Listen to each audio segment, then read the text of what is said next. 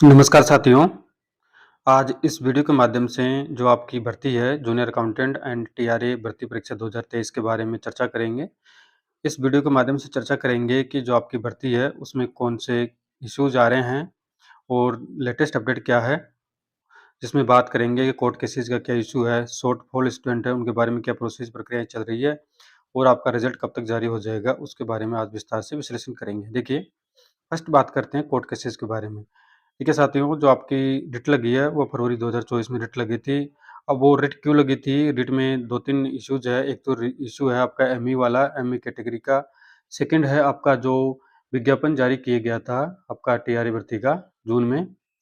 उस समय जो आपकी एज हो जानी चाहिए थी विज्ञापन के अनुसार 21 वर्ष हो जानी चाहिए थी, लेकिन जो आपकी सीटी आयोजित हुई थी ग्रेजुएशन वाली, उसमें कई पोस्टें ऐसी है जिनमें 18 वर्ष भी चाहिए होती है और 21 वर्ष भी चाहिए होती है। लेकिन जो आपकी टीआरई भर्ती है, जूनियर अकाउंटेंट भर्ती है, उसमें 21 वर्ष माँगा गया है। अब कई साथी ऐसे थे जिनका 18 वर्ष कंप्लीट हुआ है, 21 वर्ष कंप्लीट नहीं हुआ था, तो वो साथी उस एग्ज़ाम में उन्होंने परीक्षा दी है, पास भी हुए हैं, तो उन्होंने रिट लगाई है। तो इस संबंध में ये निर्णय आपका माननीय उच्च न्यायालय में अभी विचाराधीन है और इसकी सुनवाई जहाँ तक 28 नवंबर को प्रस्तावित है। तो जहाँ तक लगता है कि कर्मचारी चयन बोर्ड के जो चेयरमैन साहब हैं, वो भी इस बारे में एक्टिव है। वो भी चाहते हैं कि जल्द से जल्द कोर्ट से इस मामले का निपटारा हो और जल्द से जल्द रिज़ल्ट जारी किया जाना हो। तो इस संबंध में आज दैनिक भास्कर के जयपुर अंक में ये खबर आई है कि सरकार भर्तियों की घोषणा तो करती है, पर कोर्ट में पैरवी में लापरवाही बरती है। तो इस संबंध में जो आपकी जो टीआरए भर्ती है, जूनियर अकाउंटेंट भर्ती है, वो भी इसमें शामिल है। तो इसमें बता रखा है कि 5388 पद कनिष्ठ लेखाकार के हैं, जिनमें चयन बोर्ड ने कनिष्ठ लेखाकार एवं तहसील राजस्व लेखाकार के 5388 पदों पर पिछले साल भर्ती निकाली थी। आयु सीमा 21 से 40 वर्ष थी। 21 साल से कम आयु के कुछ अभ्यर्थियों ने सीईटी के आधार पर आवेदन कर दिया था। मामला कोर्ट में चला गया। 23 फरवरी 2024 को अंतिम परिणाम पर कोर्ट ने स्टे लगा दिया है, रोक लगा दी तथा दस्तावेज सत्यापन का कार्य कंप्लीट हो चुका है और अब अंतिम परिणाम ही बाकी है। ये तो आप सभी को पता है कि आपका दस्तावेज सत्यापन कंप्लीट हो चुका है और शॉर्टफॉल है, अभी उसकी बात करेंगे, उसमें क्या प्रोसेस चल रही है और अंतिम परिणाम अभी आपका बाकी है। अब इस संबंध में आपका जो डेट है, नेक्स्ट डेट कोर्ट में सुनवाई का, वो 28 नवंबर है और उसमें जो चयन बोर्ड के चेयरमैन साहब हैं, आलोक राज जी, वो बिल्कुल एक्टिव है। वो चाहते हैं कि जल्द से जल्द इस भर्ती का निपटारा हो और जल्द से जल्द विद्यार्थियों को राहत मिले, उनको नौकरी मिले, उनकी नियुक्ति हो।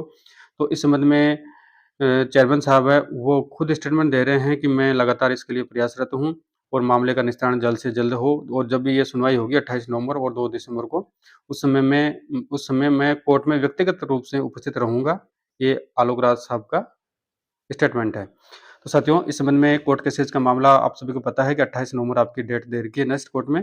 कोर्ट में आपकी सुनवाई होती है, तो उस समय आपका जो भी इश्यूज़ है, उनके बारे में विस्तार से चर्चा की जाएगी और हो सकता है कि वो लास्ट सुनवाई हो आपकी, उसके पश्चात में माननीय न्यायालय द्वारा निर्णय दे दिया जाएगा, जजमेंट दे दिया जाएगा। उस जजमेंट के अकॉर्डिंग ही आगे की प्रक्रिया अपनाई जाएगी। अब इसमें जहाँ तक मेरा मानना है कि फैसला विद्यार्थियों के हित में ही दिया जाता है, लेकिन इसमें इश्यू है कि 21 साल विज्ञापन में स्पष्ट कह रखा था, हमारे समय भी 21 साल माँगा जाता था मिनिमम।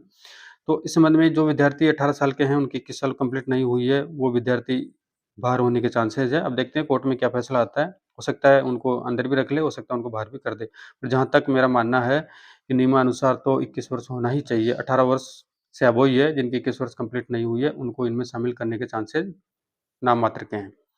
फिर बात करते हैं, कोर्ट केसेज़ की बात कर ली, अब बात करेंगे शॉर्टफॉल स्टूडेंट है, यानी जो आपका वेरिफ़िकेशन सितंबर माह से लेके नवंबर तक हुआ था। तो उसमें लगभग, जहाँ तक डीटीए में मेरा नोन है, तो उसके माध्यम से पता चला है कि लगभग 2500 कैंडिडेट, 2500 कैंडिडेट ऐसे हैं जिनको प्रोविज़नली उनके डॉक्यूमेंट्स में प्रॉब्लम है। अब डॉक्यूमेंट्स में प्रॉब्लम कौन-कौन सी है? एक तो प्रॉब्लम है आपका जो 10th का 12th का सर्टिफ़िकेट है, वो किसी ने एनक्लोज़ नहीं किया है, या आरएससीआईटी जो कट ऑफ डेट थी विज्ञापन की, उस समय आपने कंप्लीट नहीं की है, बाद में की है, तो उनके लिए भी इश्यू है। अंक तालिका नहीं लगवाई है, प्रमाण पत्र अंतिम ग्रेजुएशन का नहीं लगाया है, पीजी का नहीं लगवाया है, या कोई भी अभ्यर्थी जो राजकीय सेवा में कार्यरत है, उसने एनओसी नहीं लगाई है, नियोक्ता से प्रमाण पत्र नहीं लिया है एनओसी के लिए, आदि कई प्रकार के इश्यूज आ रहे हैं। तो उस संबंध में जो भी शॉर्टफॉल स्टूडेंट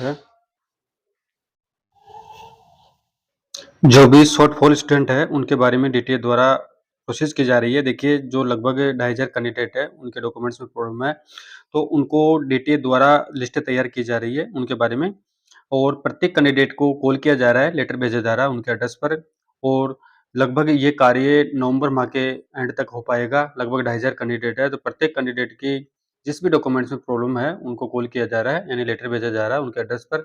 फिर उनको एक डेट दे दी जाएगी वेरिफिकेशन के लिए, उन्हें उनके जो डॉक्यूमेंट्स में प्रॉब्लम है, उनको दुरुस्त करवाने के लिए डेट दी जाएगी। उसको दुरुस्त करवाने के पश्चात में जो भी डॉक्यूमेंट्स की कमी है, वो पूर्ति हो जाएगी। फिर उसके पश्चात में डीटीए द्वारा फाइनल लिस्ट जारी की जाएगी, यानी फाइनल लिस्ट ये जारी की जाएगी कि इतने कैंडिडेट ने वेरिफिकेशन करवाया है और इतने कैंडिडेट के डॉक्यूमेंट्स में किसी प्रकार की कोई कमी नहीं है, और जो डॉक्यूमेंट्स थे उनके जो कमी थी उनको पूरी कर ली गई है। वो लिस्ट तैयार करके लगभग ये 10,500 1100 के लगभग फाइलें बनाई गई है डीटीए में। तो उन फाइलों पे फिर मेंबर के सिग्नेचर होंगे, या जो भी वो उनको नियुक्त करते हैं उसी नियुक्ति के हिसाब से उनके सिग्नेचर होंगे उन पर। सिग्नेचर होने के पश्चात में वो लिस्ट कर्मचारी चयन बोर्ड को भेज दी जाएगी।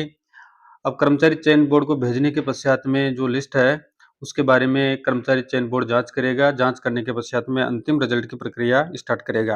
अब ये कार्य लगभग अभी 30 नवंबर तक तो ये उनको कॉल ही भेजा जाएगा। यानी 30 नवंबर 2024 तक तो लगभग अभी 10-15 दिन में उनको कॉल भेजा जाएगा। फिर उनको वेरिफिकेशन के लिए पुनः बुलाया जाएगा। जो डॉक्यूमेंट्स की कमी है, वो कमी दूर की जाएगी। उसके पश्चात में जो विवरण है, वो डीटीए द्वारा कर्मचारी चयन बोर्ड को भेजा जाएगा। अब फिर रिजल्ट की बात आती है। देखिए, अभी तो आपका 28 नवंबर 2024 को सुनवाई है, ठीक है?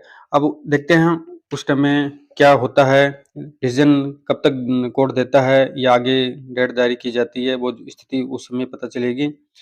अब मान के चलो, अगर आपका स्टे हट जाता है, रिजल्ट जारी करने के रास्ते खुल जाते हैं, तो अब ये कार्य डीटीए द्वारा लगभग 15 दिसंबर तक तो कंप्लीट हो पाएगा। अब 15 दिसंबर के बाद में लिस्ट भेजेंगे।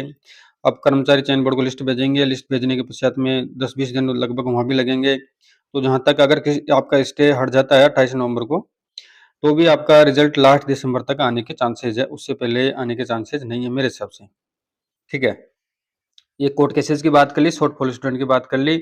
अब आपके रिजल्ट के बारे में बात करें, तो रिजल्ट कब तक जारी हो जाएगा, तभी मैं बता चुका हूँ कि लगभग 15 दिसंबर तक तो आपका वेरिफिकेशन में जो शॉर्टफॉल स्टूडेंट है, उनका कार्य किया जाएगा। लगभग 2500 कैंडिडेट हैं, और उनको कंप्लीट करने के बाद में ही रिजल्ट जारी किया जाएगा। अगर आपका स्टे हट जाता है, तो अगर स्टे नहीं हटता है, तो फिर वो नेक्स्ट बात है, कब तक आपकी डेट आती है, कब हटता है, वो भविष्य की बात है। जहाँ तक है, आपका लास्ट दिसंबर तक आपको खुशखबरी मिल जाएगी कि आपका रिजल्ट जारी हो जाएगा। अब मैं लास्ट में ये कहना चाहता हूँ आपको कि कल मैंने एक वीडियो के माध्यम से कट ऑफ बताई थी आप लोगों को, उसमें कई साथियों के कमेंट भी आए थे। वो बता रहे थे कि सर, आप कट ऑफ बहुत ज़्यादा बता रहे हो, गलत कट ऑफ बता रहे हो। तो ये मेरा अनुमान है, एक मैंने अनुमानित कट ऑफ बताई है। हो सकता है इसमें मैं गलत भी हो जाऊँ, लेकिन जो मैंने 26 जून को पहले आपका रिजल्ट नहीं आया था इनिशियल, उस समय भी कट ऑफ बताई थी, वही कट ऑफ रही थी।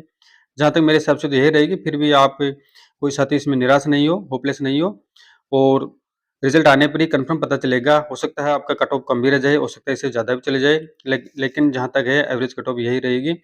और जो साथी है इस कट ऑफ से बाहर है, वो साथी बिल्कुल भी टेंशन ना लें, घबराएँ नहीं, वो आगे तैयारी जारी रखें। अभी कई प्रकार की वैकेंसीज आपको देखने को मिलेगी। अभी तो आपका टीआरए या जेआरए की भर्ती लगी है, उसके पश्चात में आपकी जो भी साथी कॉमर्स से हैं, उनके लिए अभी इलेक्ट्रिसिटी बोर्ड में वैकेंसीज आएगी। जो साथी नॉन कॉमर्स से हैं, आरएसआरटीसी यानी रोडवेज में उसकी जूनियर अकाउंटेंट की भर्ती आएगी, अन्य डिपार्टमेंट में भर्ती आएगी। तो सभी साथी अभी से तैयारी को अनवरत रूप से जारी रखें। आपको किसी प्रकार की टेंशन लेने की आवश्यकता नहीं है, और जो भी अपडेट होगी, मैं आपको इस यूट्यूब चैनल के माध्यम से मैं आपको प्रत्येक अपडेट जूनियर अकाउंटेंट टीआरए भर्ती के संबंध में आपको अपडेट करता रहूँगा। ठीक है साथियों, धन्यवाद।